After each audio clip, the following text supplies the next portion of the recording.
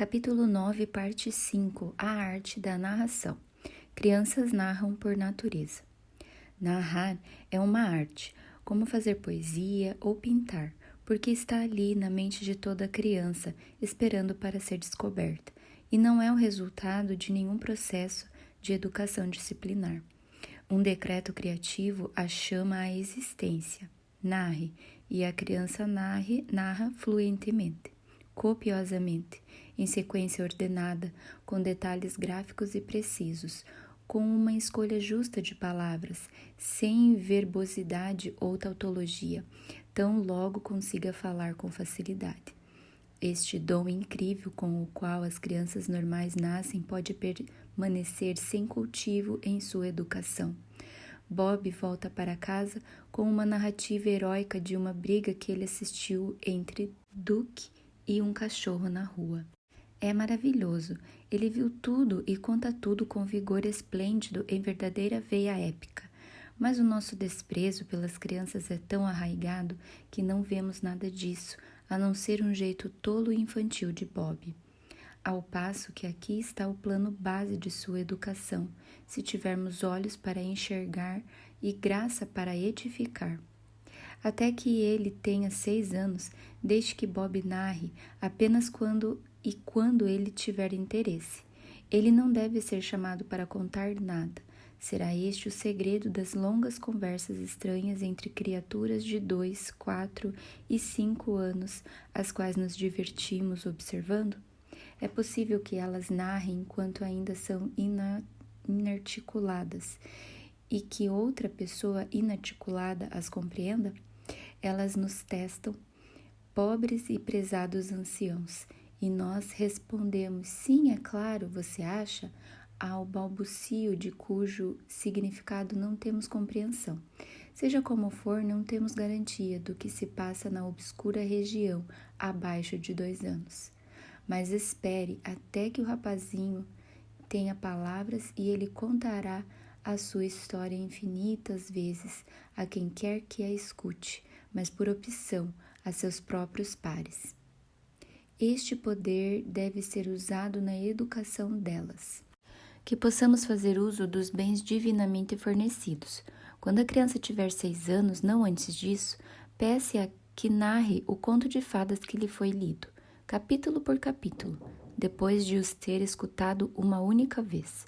Os relatos bíblicos lidos para ela diretamente da Bíblia, a história de animais bem escrita, ou tudo sobre outras terras de algum volume como The World at Home.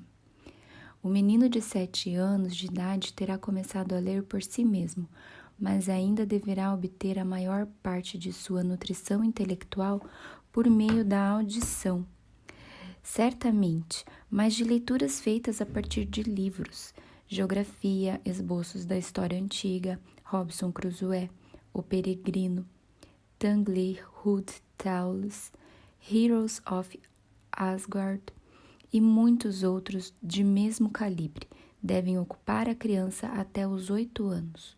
Os pontos a serem levados em conta são que a criança não deve ter um livro que não seja um clássico infantil e que, dado o livro certo, este não deve ser diluído com conversa ou interrompido com perguntas, mas oferecido à criança em proporções adequadas, como carne saudável para sua mente, na total confiança de que a mente de uma criança é capaz de lidar com a comida que lhe é apropriada.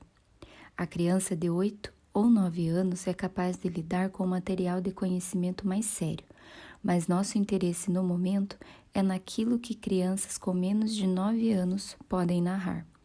O método da lição. Em todos os casos, a leitura deve ser consecutiva de um livro bem escolhido.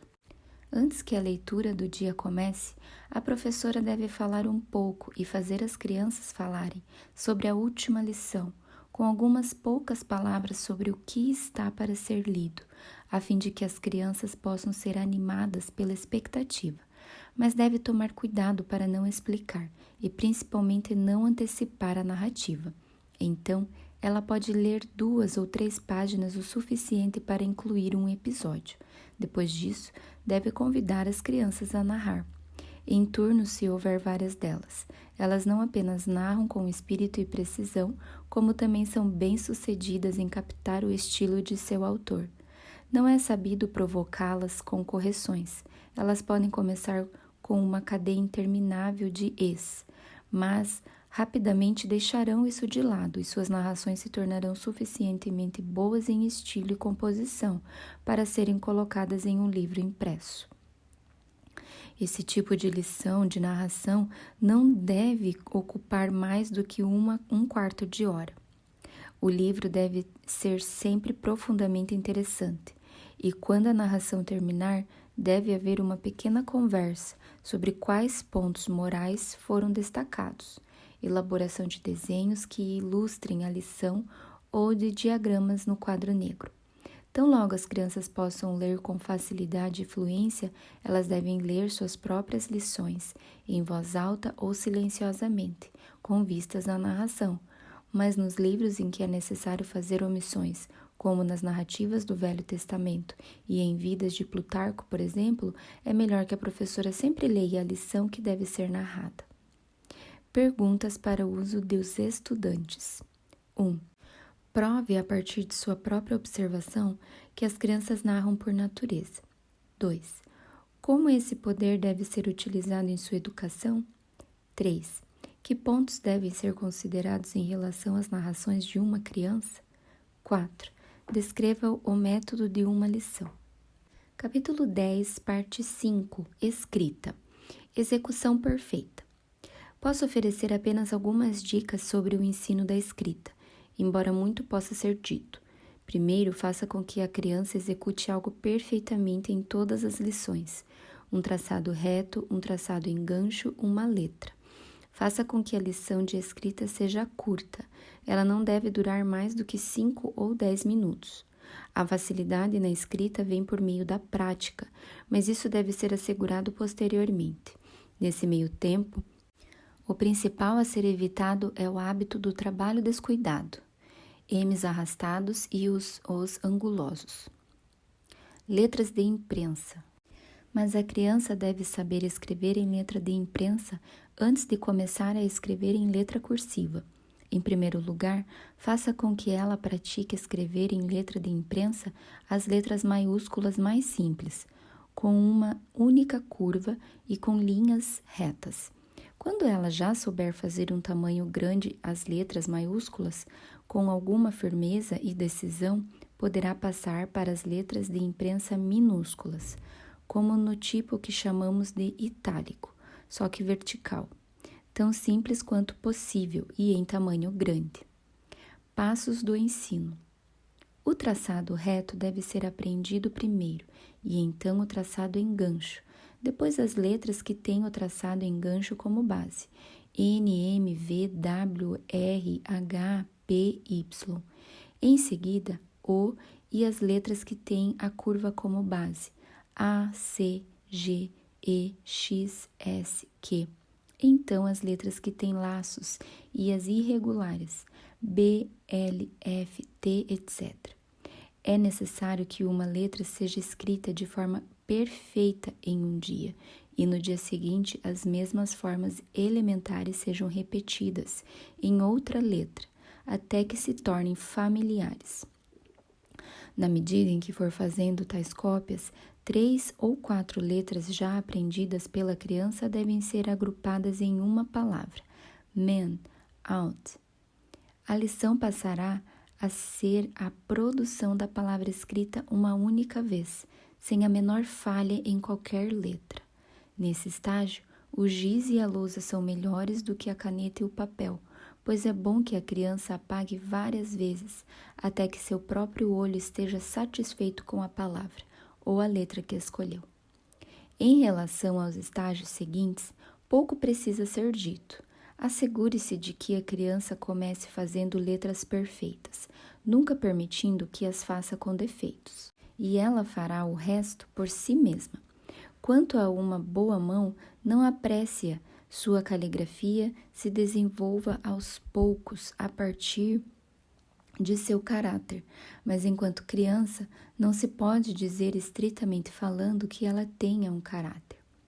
Coloque boas cópias diante da criança e garanta que ela imite aquele modelo devidamente. A lição de escrita não deve ser de muitas linhas ou de uma página inteira, mas de uma única linha que seja uma cópia tão exata quanto possível dos caracteres estabelecidos. A criança pode ter que escrever várias linhas antes de conseguir produzir esse resultado. Letra cursiva. Se ela escrever em livros com títulos em chapas de cobre, que como via de regra devem ser evitados, deve-se exercer discriminação na sua escolha. Em muitas delas, a escrita é atroz e as letras são adornadas com floreios que aumentam o trabalho do aluno, mas de modo algum melhoram o seu estilo. Uma palavra a mais não apresse a criança a escrever em letra pequena e é desnecessário que ela trabalhe por muito tempo com letras muito grandes, mas a criança deve fazer letras cursivas de um tamanho médio até que as faça com facilidade. É muito fácil para as crianças passar a um garrancho irregular ou utilizar uma letra pequena do que se livrar disso. Nisto, como em tudo mais, o cuidado do educador consiste não apenas na formação de bons hábitos, mas na prevenção dos maus. Uma nova caligrafia. Alguns anos atrás, ouvi falar de uma senhora que estava elaborando, por meio do estudo de antigos manuscritos italianos e outros, um sistema de bela caligrafia, que podia ser ensinado às crianças. Esperei pacientemente, embora não sem urgência, pela produção desse novo tipo de caderno de cópia. A necessidade de tal esforço era enorme, pois a escrita distintamente comum ensinada a partir dos cadernos de cópia existentes, por mais meticulosos e legíveis, não pode deixar de ter um efeito bastante vulgarizante tanto no escritor quanto no aluno de tal manuscrito. Por fim, a senhora Robert Bridges teve sucesso em sua tediosa e difícil tarefa, e este livro para professor lhes permitirá ensinar a seus alunos um estilo de escrita que é agradável de se adquirir porque é bonito de se ver. É surpreendente a rapidez com que as crianças pequenas, mesmo aquelas já confirmadas na escrita feia, adotam essa nova caligrafia. Mas o propósito da Sra. Bridges em A New Handwriting será melhor entendido por algumas passagens citadas com sua permissão em seu prefácio. Entre aspas, as 10 placas que acompanham destinam-se principalmente àqueles que ensinam escrita. Algumas palavras, tanto de defesa como de explicação, são necessárias para introduzi-las. Eu sempre fui interessada em caligrafia e depois de me familiarizar com o gótico italianizado do século XVI, alterei conscientemente a minha caligrafia para alguma semelhança com suas formas e caráter geral. Tendo aquele modelo de letra interessado a muitos, várias pessoas me solicitaram a fazer alfabetos e cópias, e professores profissionais me imploraram que publicasse um livro como este para que pudessem usar em suas escolas. Nunca ficamos suficientemente satisfeitos quando elaboramos modelos para que outros possam copiar, mas estas placas estão de acordo com o que eu pretendia, ainda que, devido à minha inexperiência, algumas delas tenham sofrido na reprodução. Uma criança deve primeiramente aprender a controlar a sua mão e constrangê-la a obedecer seus olhos. Nesse estágio inicial, qualquer forma simples servirá ao propósito e, portanto, pode-se argumentar ainda que as formas são sempre indiferentes e que o pleno domínio da mão pode ser obtido tanto por meio da cópia de maus modelos quanto de bons, mas isso dificilmente é verdadeiro. O caderno comum, cujo objetivo parece ser economizar as partes componentes das letras, não pode treinar a mão como as formas mais variadas fazem. Além disso, essa uniformidade extirpada de beleza não pode oferecer um bom treinamento para os olhos. Ademais, devo dizer que variedade e beleza de forma são atraentes, até mesmo para crianças pequenas, e que a tentativa de criar algo que lhes interessa congratula e coroa seus espantosos esforços com um prazer que não pode ser encontrado na tarefa de copiar formas monótonas. Contudo, se uma caligrafia tal como esta aqui mostrada se presta tão facilmente quanto o modelo mais uniforme ao desenvolvimento de uma rápida e útil letra cursiva, não sei informar. E é possível que as degradações inevitáveis no hábito da escrita rápida possam produzir carranchos que são uma verdadeira desonra para a arte de escrever. Algumas das melhores caligrafias inglesas do presente são tão boas e rápidas quanto se pode desejar, e mostram pontos de verdade e beleza. Mas tais mãos são raras, e são apenas aquelas que têm, como dizemos, caráter, o que provavelmente significa que o escritor teria feito bem por si mesmo sob qualquer sistema, enquanto a caligrafia da média da população, que é o resultado natural da escrita no antigo caderno de cópia, degradadas pela pressa, parecem dever sua fealdade comum ao tipo medíocre do qual se originaram. E os escritores, quando têm oportunidade de escrever bem, descobrem que não podem fazer muito melhor, e só provam que a pressa não foi a causa real de sua má escrita. Como utilizar? O método de utilização da caligrafia da Sra. Bridges, que consideramos o mais eficaz, consiste em praticar na lousa cada forma encontrada na placa, para mais tarde utilizar o lápis e ainda mais tarde a caneta e a tinta. Aos poucos, as crianças serão promovidas a transcrever pequenos poemas, e assim por diante, neste roteiro muito agradável. Cabeçalhos definidos devem ser evitados, pois as crianças não conseguem usar as formas dos cabeçalhos em seus textos comuns. Algumas vezes surge a objeção de que essa caligrafia elaborada e bela irá interferir negativamente no desenvolvimento de uma mão característica, mas parece-me que ter um padrão de beleza, em vez de um padrão comum para a caligrafia, é um grande ganho. Perguntas para o uso dos estudantes. 1. Como você evitaria o hábito do trabalho descuidado? 2. O que a criança deve fazer antes de começar a escrever em letra cursiva? 3. Quais passos devem ser seguidos no ensino da escrita? 4. O que dizer dos cabeçalhos das placas de cobre? 5. Por que as crianças devem praticar a letra cursiva em um tamanho médio? 6. Quais os argumentos desenvolvidos em favor de uma bela caligrafia? 7. O que dizer de um padrão de beleza para a caligrafia? 8. Sugira uma forma de utilizar a new handwriting.